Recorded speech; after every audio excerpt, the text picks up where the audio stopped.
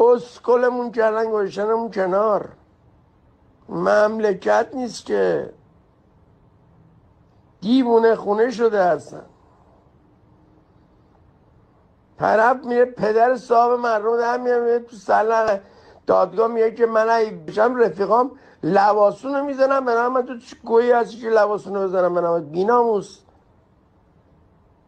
طرف خانواده شهیده داره مستاجری میکنه تو خوزستان که مرکز جنگ ایران و عراق بوده. آب نمیتونی بخوری شما، انقدر ریزگرد آب آشامیدنی رو همه رو دادن به عراق.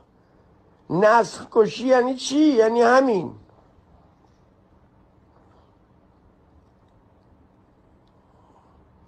هشتاد درصد کسایی که به این انقلاب وفادار بودن الان مخالف این انقلابن، مخالف این جامعن، مخالف این نظامن. بچه های خوب سپاه الان اصلا بلد نیستن بگن ما جمهوری اسلامی میگن نمی کنیم. چه دفاعی بکنیم؟ داریم میبینیم زیر پای 4 تا مزدور بیشرف زندگی مردم داره له میشه.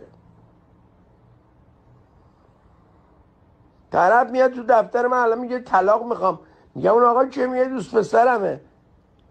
میگم برای اینا یعنی چی دوست پسرم؟ میگه آقای افضل شما